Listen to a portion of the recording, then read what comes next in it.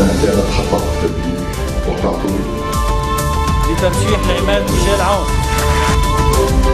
المعارضة السورية هي اللي تحدد من يمثلها.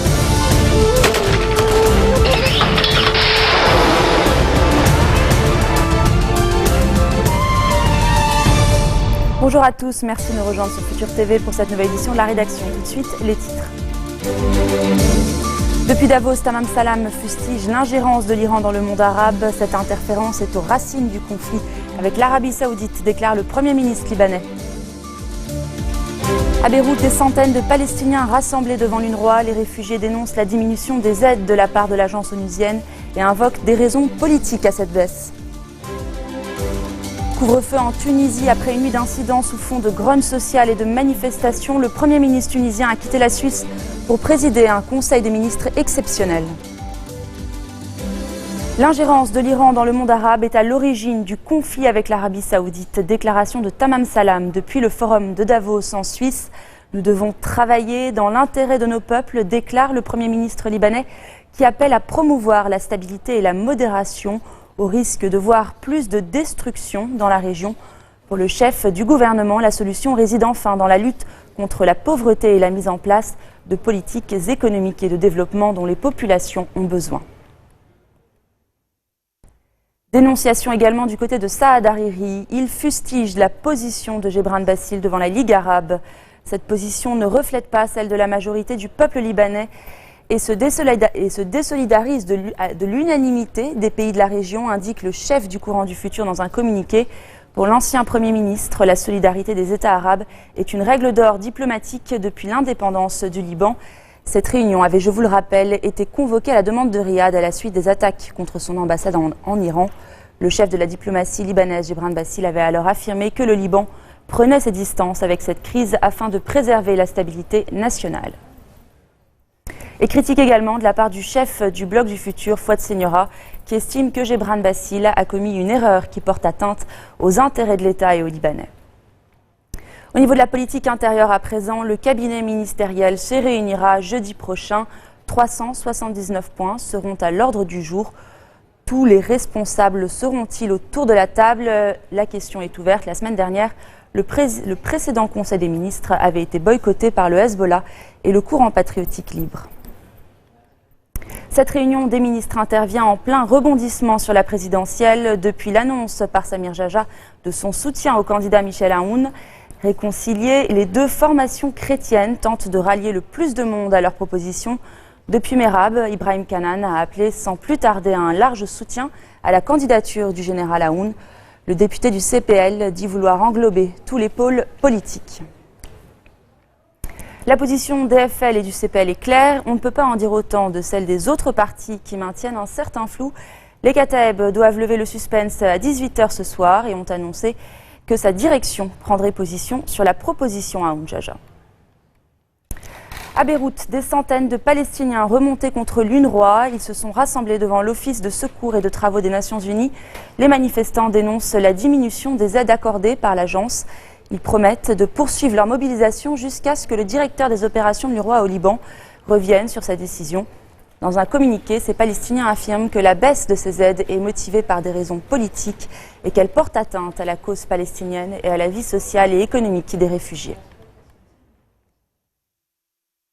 En Syrie, un cousin de Bachar el-Assad condamné à 20 ans de prison, verdict prononcé par un tribunal de l'attaqué à l'encontre de Souleymane el-Assad. Il est accusé d'avoir assassiné un officier supérieur l'été dernier dans l'ouest du pays. En cause, une dispute liée à la circulation qui aurait dégénéré.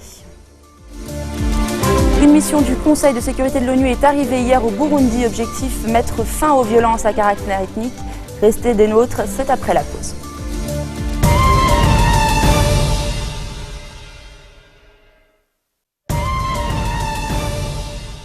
On prend donc la direction de la Tunisie où un couvre-feu a été décrété dans tout le pays. Une décision prise après plusieurs jours de manifestations dans de nombreuses villes et des incidents la nuit dernière. Le calme vient tout juste de revenir dans ce quartier populaire de la capitale, traditionnellement contestataire.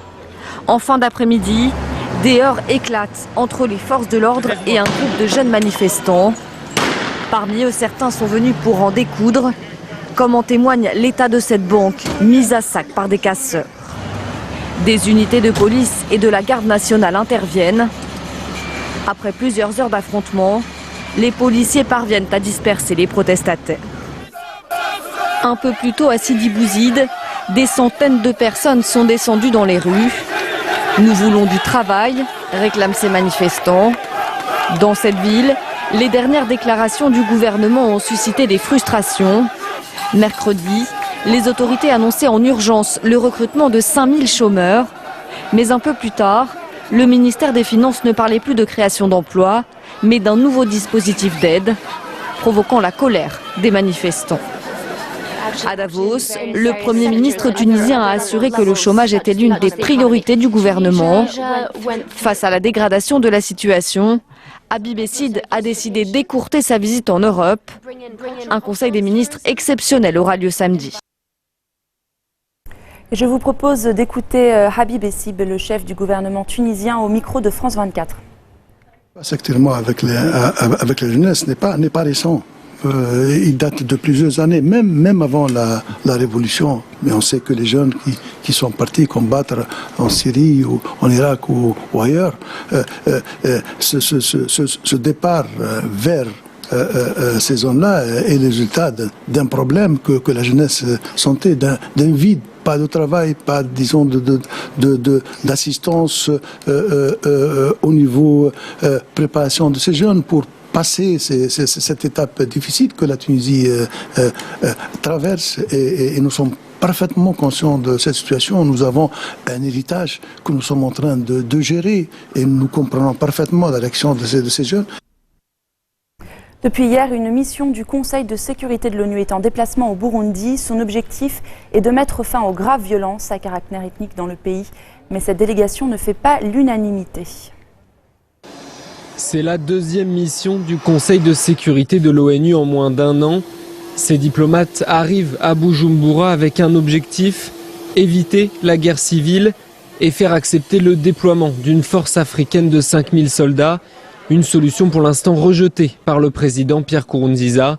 L'opposition, elle, soutient totalement cette proposition. Le Burundi est au bord d'un génocide politico-ethnique qui va s'étendre prochainement dans les États de l'East African Community. Ça, c'est très clair. Et il n'y a pas mille solutions. Une seule solution, appliquer le chapitre 7 de la Charte des Nations Unies lorsque un pays, les nations membres des Nations Unies sont en danger. Le Burundi est déjà dans son contexte. Ça veut dire une intervention rapide sans devoir demander l'avis du Burundi. Protection pour les uns, ingérence pour les autres, cette mission n'est pas du goût de ces manifestants, encore moins du pouvoir en place. Le scénario génocide au Burundi est complètement impossible. Je vous en donne les raisons principales. L'armée burundaise est composée à 50% Hutu et 50% Tutsi. La police nationale du Burundi, c'est 50% Hutu, 50% Tutsi. Au sein du gouvernement, nous avons un deal. Il y a 60% de Hutu et 40% de Tutsi. C'est ce partage du pouvoir qui garantit qu'aucune ethnie au Burundi ne peut plus aller exterminer une autre. Illustration de la situation explosive du pays, des tirs ont retenti à Bujumbura juste après l'arrivée de la délégation onusienne. D'après des habitants, la police aurait tué au moins un adolescent. Depuis avril 2015, les violences au Burundi ont fait plus de 400 morts et obligé 200 000 personnes à fuir le pays. Le gouvernement haïtien a confirmé le maintien du second tour de l'élection présidentielle prévue ce dimanche, et ce malgré le refus de l'opposition d'y participer et les craintes de violence. Le récit de Marc Pope. Une marée humaine pour dire non aux élections. De nombreux Haïtiens contestent en effet la tenue du second tour de la présidentielle qui doit avoir lieu dimanche, alors que le premier tour avait été entaché d'irrégularités selon les conclusions de la commission indépendante d'évaluation électorale.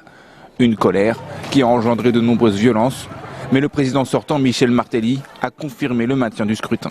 Haïtiens, c'est ma frère, c'est à voter pour nous. Frères et sœurs haïtiens, c'est grâce aux élections que nous pouvons aller de l'avant.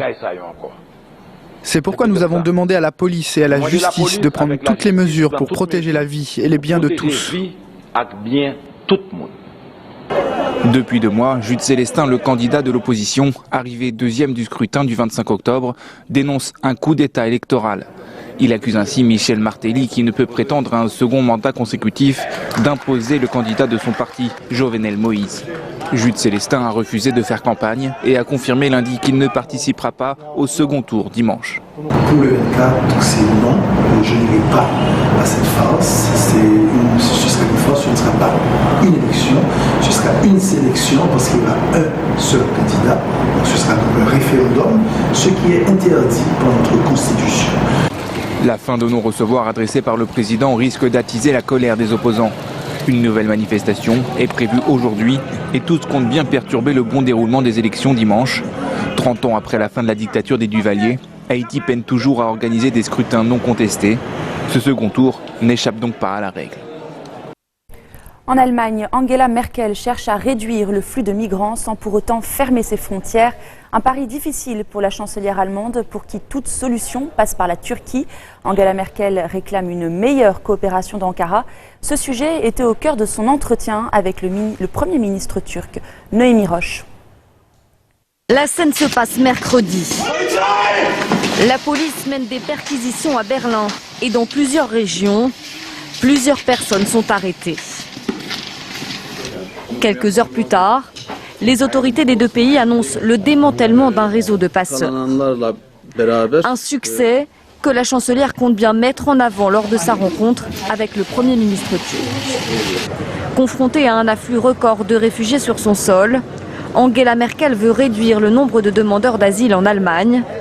Et pour cela, elle a besoin de la Turquie, par où passe le plus grand nombre de migrants. Problème, Ankara s'était déjà engagé en novembre à mieux contrôler sa frontière en échange de 3 milliards d'euros promis par l'Union européenne.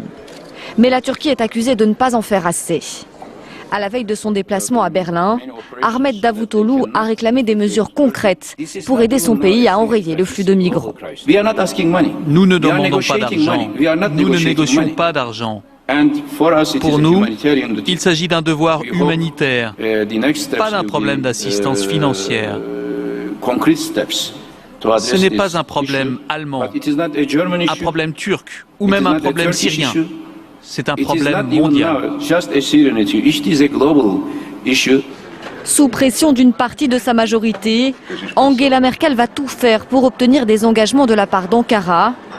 Sinon, il lui sera très difficile de tenir son objectif, réduire le nombre de demandeurs d'asile sans fermer les frontières du pays.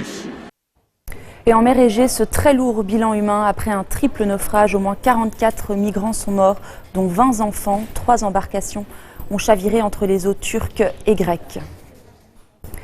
On termine ce journal par un petit détour sur les pistes de ski. Nous voici à plus de 2000 mètres d'altitude dans la station de Faraya, où, comme vous le voyez, la saison a bien commencé. 80 km de pente balisée et enneigée pour le plus grand bonheur des amateurs de sport d'hiver. Nous avons quelques personnes qui sont venues pour skier. Nous n'avions pas du tout de neige au début de la saison, mais maintenant c'est bon. Espérons qu'il neige encore et qu'on ait de plus en plus de monde. C'est bien que la saison ait commencé et heureusement ça n'est pas bondé cette année. On peut s'amuser et vraiment en profiter. Espérons que tout le monde pourra profiter de ce beau temps. Nous venons tous les ans pour la saison de ski, au moins 10 fois. On emmène nos enfants ici, ils apprennent à skier, ils s'amusent et ils se détendent.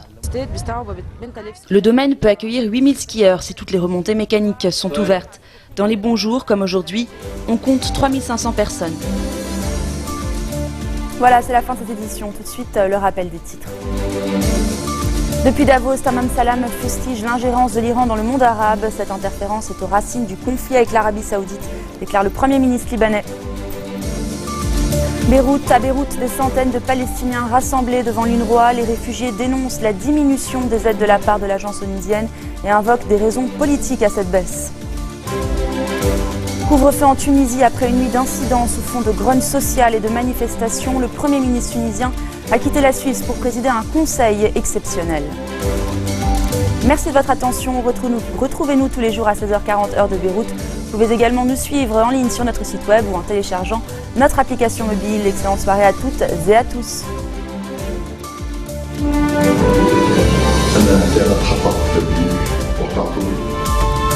بترشيح لعماد ميشيل عون. المعارضة السورية هي اللي تحدد من يمثلها.